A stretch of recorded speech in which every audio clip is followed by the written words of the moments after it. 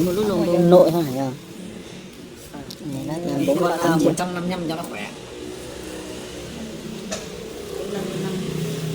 Đi công suất nó ấy thì đi nó xe nó thích hơn. Mình đi các cái đường đi nó gọn ra mà nó khỏe.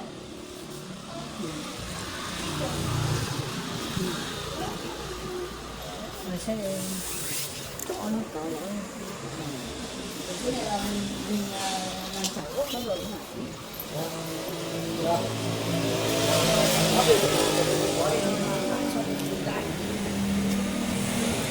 Có hỗ trợ cho lãi suất một chút. Cao quá. Chênh lệch và chú định làm mấy giờ có bao nhiêu tiền? Thì có 30-40 triệu thôi. Nhưng mà làm thì nếu mà như thế thì phải để lại một nửa đi chơi chứ. Đúng rồi. Chẳng một nửa đã làm chẳng có gì chẳng cứ mình phải tính cho anh em này xem nào. Ví dụ như là mình định lấy con nào xong anh tính cho. Ví dụ mình tính con đắt nhất trước đi. Giờ mình tính con rẻ sau đi. Sinh năm 96. 96 nhé. 98. Ai mà muốn mua thế? Em này. 98. Bây giờ mình có cho bao nhiêu tiền ạ? Nói chung là cứ cho có là 30-40 nhưng mà mình sẽ trả, nếu mà chẳng có thì mình cứ trả tầng cứ tính xe đó. Mình cứ tạm thời là 50 đi đúng không? Tạm thời 50 thì giá 25 hay là Đấy là cứ giá tầng 20 gì đó là 25, cứ chênh lệch 20 là làm Việt nếu mà đã trả gốc thì trả thế đi, cứ tính 20 cho sao?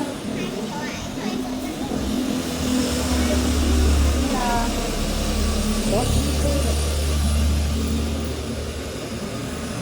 hay là lấy con 48 Có 48 à? 48 là loại nào?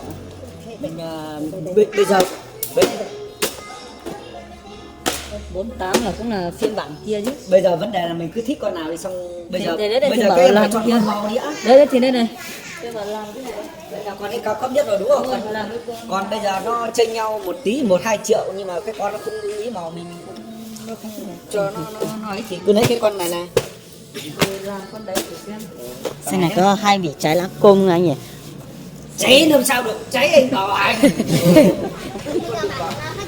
Đúng rồi. Đúng rồi. Thì hôm trước làm cái quà cho thằng em trai cái Yamaha cái đấy. Năng quá. Yamaha nói đừng là cho thằng ấy.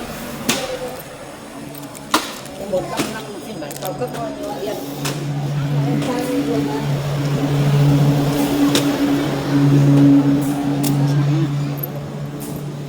Nó phải tụi mình chế để nó là nó có tụi mua ít 50 năm xem một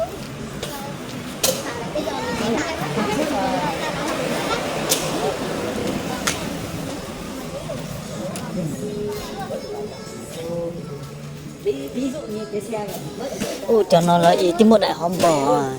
Ít mình sẽ nhớ cái đại hòm bò á cho chúng này tôi coi là Thôi mình tính đi đại nó này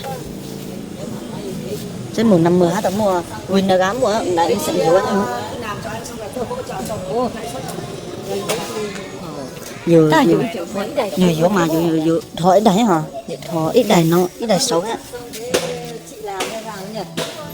thổi anh đây nè nên cả thỏ đài cái này Ôi em còn trả chưa hạn đi nộp chưa hạn của mấy chị ấy rồi không cần tiền nữa.